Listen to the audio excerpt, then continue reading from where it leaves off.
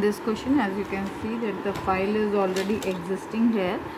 These are the lines. In this line you can see that the read lines will read every line from here, है ना. और इसमें से हमें वो वाली लाइन काउंट करनी है जिनमें वर्ड, हर वर्ड के एंड में कॉन्सोनेंट हो. जैसे इसके एंड में कॉन्सोनेंट है और लोअर भी है, इसके भी एंड में कॉन्सोनेंट है, लोअर भी है, पर इसके एंड में वॉवेल है तो हमें ये वाला काउंट नहीं करना है. इसके एंड में कॉन्सोनेंट है, ये हमें काउंट करना है. इसमें कॉन्सोनेंट है लेकिन ये अपर केस में है, लास्ट में कॉन्सोनेंट होना चाहिए, वो भी कैसा, लोअर केस में. सो ये भी नहीं काउंट करना है. तो इसके आंसर क्या आना चाहिए, 1 2 3. 3 वर्ड ऐसे हैं जिसके एंड में कॉन्सोनेंट है. ठीक है. अब इस चीज़ का हम लोग ने कोड लिखा है. ये सबसे पहले रीड लाइन्स हम लोग ने किया, फाइल को रीड मोड में हमने एक लिस्ट बना ली है. आप चाहे जैसे करें, हमने तो एक लिस्ट बना ली है यहाँ पे जिसमें वॉवल सारे स्टोर हैं ताकि कंडीशन लगाने में बहुत ज़्यादा दिक्कत ना हो. रीड लाइन से हमने सारी रीड्स को लाइन को रीड करा के एक लिस्ट बना ली है. तो पहली लाइन कहाँ पे आ जाएगी, 0 इंडेक्स नंबर पे. ये हम लोग बहुत बार डिस्कस कर चुके हैं. व्हेन द लूप स्टार्ट, तो आई 0 इंडेक्स नंबर का डेटा उठाएगा रीड लाइन्स में. मतलब कि आई क्या उठाएगा, माय से लेके ट्राई तक का पूरा लाइन को रीड करेगा.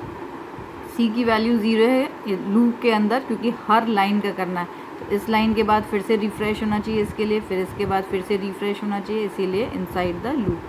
After this we are doing a splitting.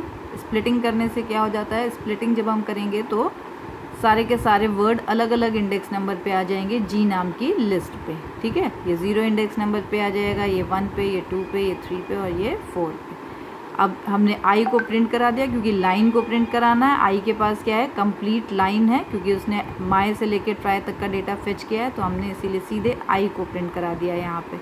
इससे प्रीवियस क्वेश्चन जो आपने देखा उसमें नहीं करा सकते थे जहाँ पे हम स्वैपिंग कर रहे थे क्योंकि आई के पास स्वैप्ड डेटा नहीं था, इसीलिए आई को प्रिंट नहीं करा पाए थे, जी को कराना था.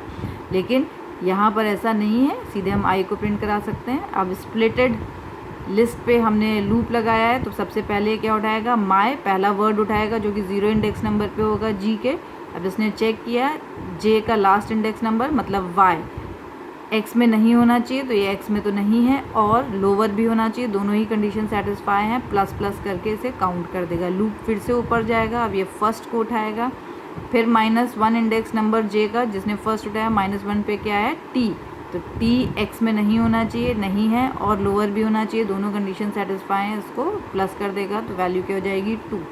फिर ऊपर जाएगा लूप जे का और जी का नेक्स्ट इंडेक्स नंबर उठाएगा तो फाइल उठेगा. फाइल मतलब लास्ट इंडेक्स पे क्या है, ई. तो ई एक्स में नहीं होना चाहिए लेकिन ई एक्स में है, सो कंडीशन इज़ फॉल्स, दूसरी को चेक ही नहीं करेगा. फिर से ऊपर चला जाएगा जे वाले लूप पे. अब क्या उठाएगा, इज़ एस. -1 पे क्या मिलेगा इसे, जे के, जिसमें इज़ है, -1 पे है एस. एस एक्स में नहीं होना चाहिए, देख सकते हैं कि एस एक्स में नहीं है.